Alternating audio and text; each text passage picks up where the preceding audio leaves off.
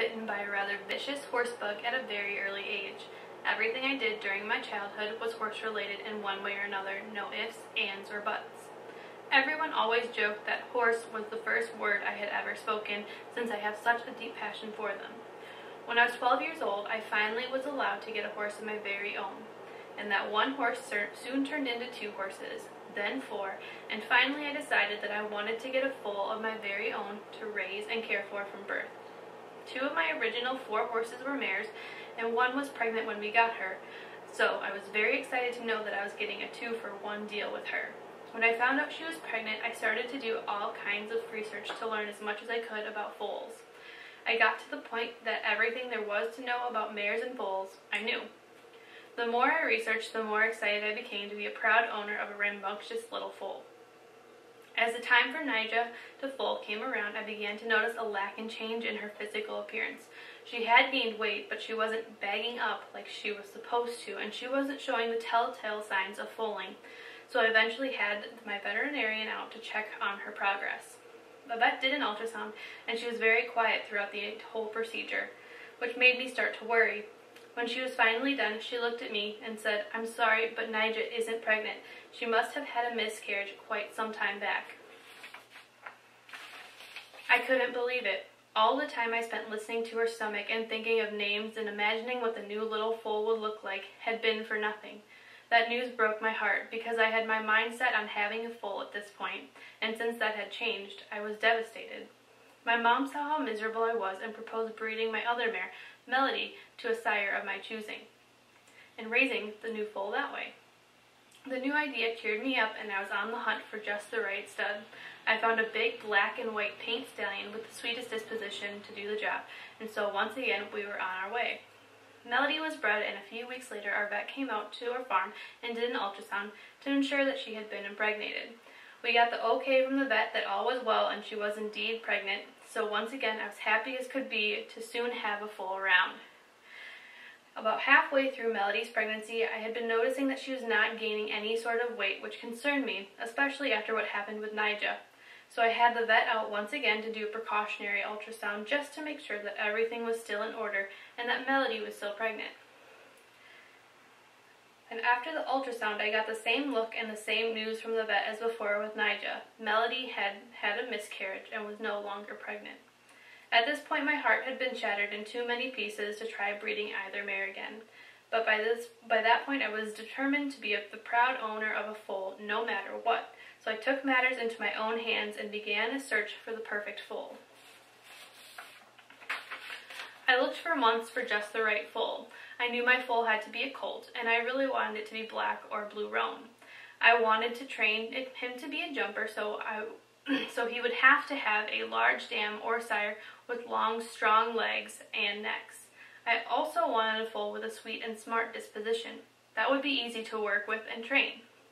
Those were just a few of the must-haves on my long checklist of things to consider when picking out a foal. My mom drove me all over the Midwest to look at broodmares, sires, and foals. We would drive hours to go see one potential horse, and oftentimes things just wouldn't check out for me.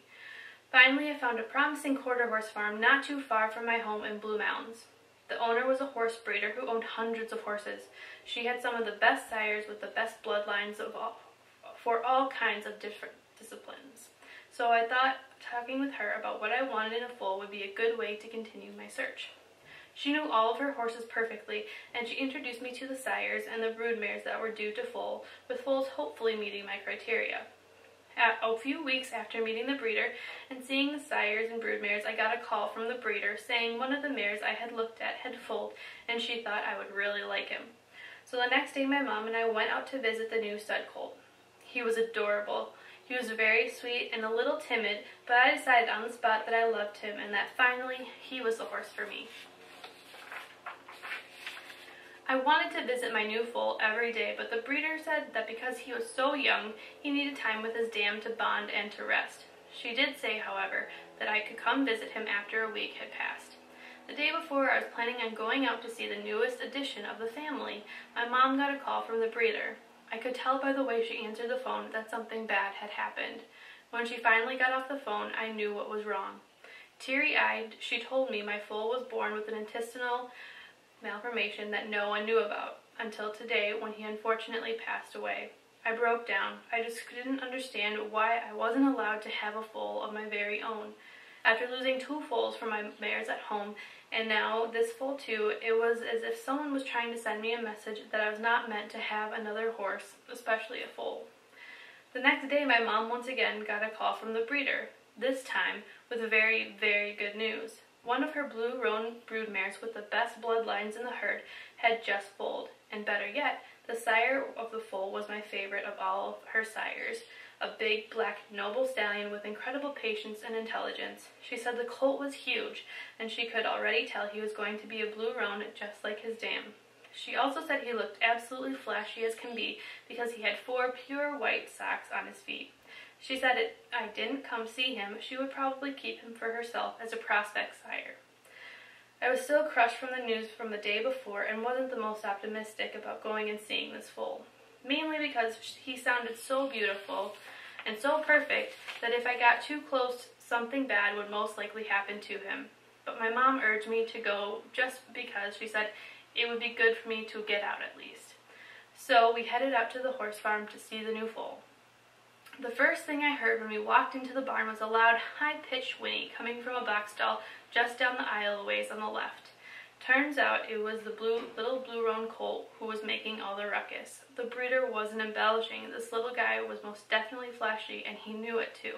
He was big and would bounce around the stall, bucking and throwing his head around in pure joy. He was curious as well. When we opened the stall to go in and see him, he didn't quiet down, and back into the corner of the stall, he marched straight up to me and gave me a thorough sniff, followed by a sweet, slowery lick. He then proceeded to nuzzle everything on my person, nibbling on my clothes and getting horsey spit everywhere. He made me laugh the whole time I was there. I didn't want to admit it at the time because I was afraid I would jinx myself, but I was in love with this little colt, and I knew all the tears and hardships I had endured with the past foals were for me to meet this one. I decided after a few solid days of bonding that I would name him Revelation, or Revel for short. Once Revel was a month old, we'd moved him and his dam, Charity Redford, to my farm in Blue Mounds so he could get accustomed to his new home, and I could see him every day without having to drive 45 minutes to see him. Revel has since adapted perfectly and is now a 5-year-old. He still lives at my family farm in Blue Mounds, and he's as spunky and flashy as ever. I just love him to death.